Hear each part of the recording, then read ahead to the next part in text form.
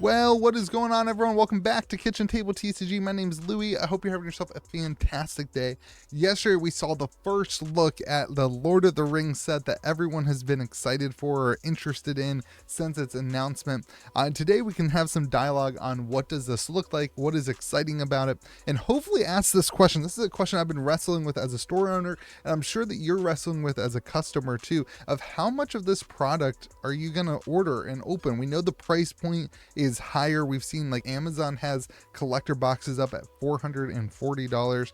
We know distribution prices are incredibly higher than like a standard release. It's a little bit lower than like a master set. So what is this product? And finally, we have some information. So I would love to know from you in the comment section, what are you excited about? How much are you going to open of this set or buy or purchase? Are you going to throw money at this or not, and why? And so I would love to hear that from you, because that will help me understand how much I should be ordering as a store in the next 2 months or 3 months before pre-orders are due. So let's take a look at what they announced yesterday, what they released. The big exciting thing, we'll just go straight to it, is the one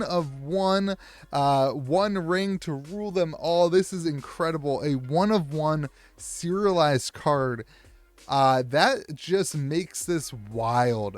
This is gonna be there's a lot of things to chat about with this. Let's just get right into it. I think that a one of one card, you saw me predict it. I don't want to talk about that, but this is a very predictable statement in this set. And so we finally have a one of one serialized card in Magic the Gathering. And what do we do with that? Because how do you know when it's going to be opened, or if it has been opened, or when it does get opened, do the box prices collapse as a result of it? Essentially, you're not having that kind of gamble. Should you even price this into your gambling mindset when you are opening a collector pack? I don't think so. The conversation at my store has been, man, does this mean every time we open a collector booster pack, we have to be recording it just in case we hit the one of one? Because how do you validate that it's an authentic card if there is only one of them? And that doesn't really bother me, because if you do get the one of one, you're going to end up sending it off to get graded or something like that. But then the other conversation is this going to be pulled like in a store, or somebody going to pull it from a Walmart pack and not really even have any clue what they have or that it was so important? It's just a wild statement. I cannot wait to see in a year, 2 years, if this card has been pulled or not, or if it makes its way into the public eye or not. I think that's going to be a wild statement. I do really like it in this set. I think it fits thematically. I think it gives some excitement. It is something new. It is something fun. It's something exciting. It's just a cool thing. It looks beautiful. I like it in here. It's just going to be interesting to see how that all plays out. But then we also have some soul rings, and this is really cool. This is basically a similar model to that of the Brothers War serialized cards and collector stuff, but they did change it quite a bit. They have elven, dwarven, and human soul rings. I'm sure there's some huge thematic statement to this. 3 rings of the 11 kings under the sky, so there's 300 of them. 7 for the dwarf lords and their halls of stone, so there's 700 of them.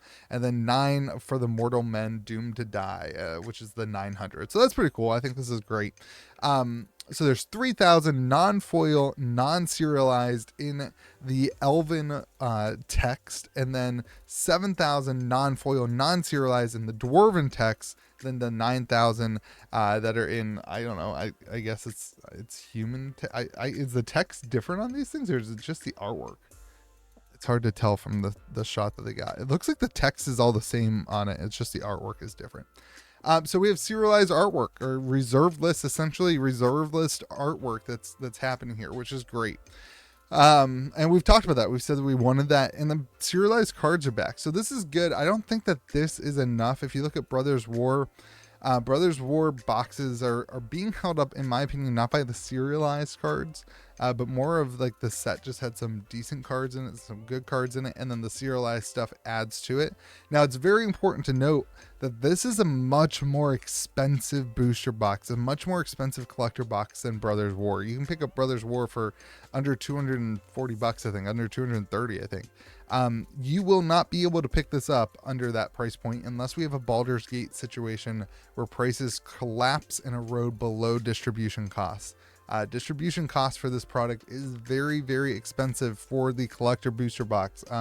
More expensive than retail versions and the retail costs of other collector boxes on the market. So do not expect this to reach Brothers War pricing. I know Amazon is at $440 for a pre-order. Looking at like a 20 to 30% profit margin for stores, your store will have to charge you between $400 and $420 in order to make like a 20 to 25% profit margin, which is a relatively acceptable profit margin for a business. It's a little low, to be honest. So that's going to be interesting, and that's what makes me as a store owner worried about pre-ordering this, and makes me ask this question: should I just do pre-sales for my customers rather than, you know, ordering a bunch of this and expecting $400 boxes to sell? Because man, it's rough. And of course we don't know the allocations and that stuff. So let's move on. We saw the 1-of-1 Soul Ring. We got Frodo. Now the question for me in this video is, what is the power level of this set? Is this going to be like it's a straight to modern type thing? Is this going to impact those legacy or eternal formats? Is this going to be a set that actually has an impact in those things? Or is this like a Commander Masters Light? You know, we have Commander Masters coming out. Is this going to be, obviously it's not a master set with reprints, but is this going to be a commander centric where they're almost like a Baldur's Gate type scenario where the power level is not on point to the theme level? So we saw this, the One Ring. I know there's a lot of conversation. This is beautiful artwork, by the way. That's kind of it's kind of like a full art thing, 4 cards all working together. Really super cool. I'm sure there will be people who want to collect this, and it will actually be pretty easy to collect this kind of artwork site, because these are both uncommons and then a rare and then the one mythic. So that's pretty cool. And then the One Ring is obviously the card that we saw here, but you know, we have it in regular English text. When it enters the battlefield, if you cast it, you gain protection from everything until your next turn.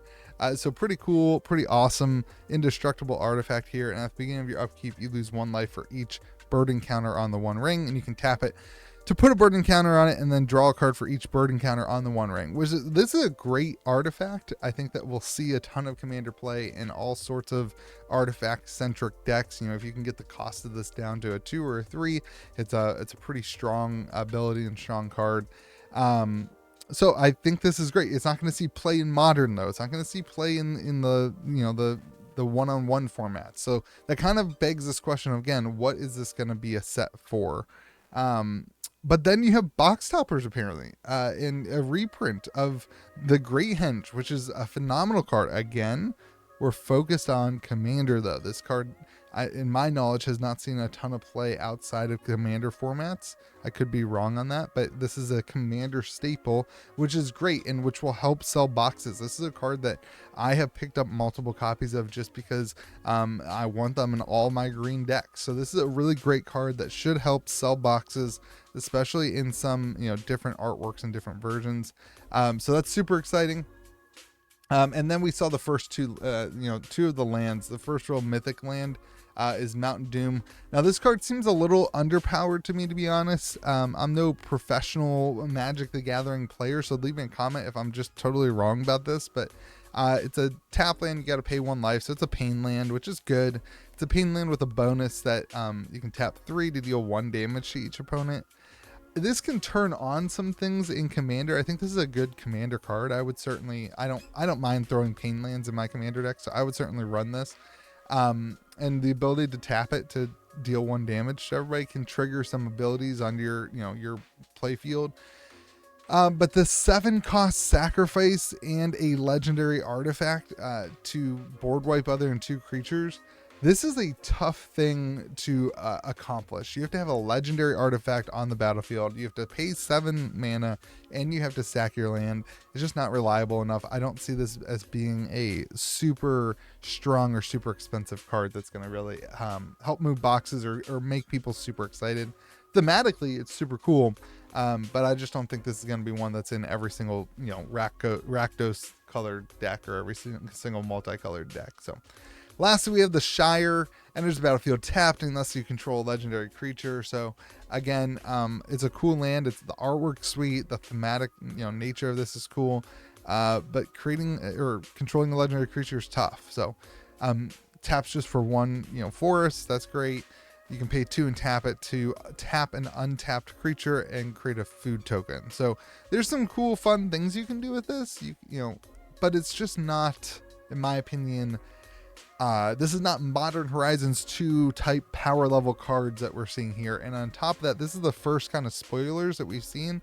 And typically in spoiler season, things tend to die down from the top. So I don't know. Those are my thoughts on it. To me, I don't want to say it's underwhelming. Obviously, like a one of one ring or one of one magic card in general is not underwhelming. Like that is exciting and really awesome. But overall, the power level of the other cards we saw seems a little bit lower than maybe I anticipated with this idea that it's straight to modern. And it makes me worried again about that price point, about the cost of these boxes. So they apparently think that this is going to be the highest selling Magic the Gathering product of all time, which in my opinion, you need more than a few serialized cards in order to accomplish. Modern Horizons 2 is the most highest selling card, or the highest selling product for Magic the Gathering of all time currently. And it's that way because of the power level of the cards. It had the fetch lands in it. It has all these, you know, really awesome, powerful cards that made impacts in the formats they were created for. And if this set doesn't have that, I just don't think the price tag is going to be warranted. That being said, I could be wrong. They could surprise us and include some of the fetch lands in the future, that kind of thing. But if they don't do that, it's going to be super interesting. So let me know what you think in the comment section below. Remember to be kind to the people around you. We'll have pre-orders up. I haven't figured out exactly what I'm doing for this yet. I've got some pre-orders. I'm not going to put a ton of boxes up on the site because I don't know what the allocations are going to be like that. But you can go to gamegrove.gg if you're interested in pre-ordering. I'm cheaper than Amazon. But we'll see what happens. Hopefully you have yourself a fantastic day. Be kind to the people around you, and we'll see you again next video.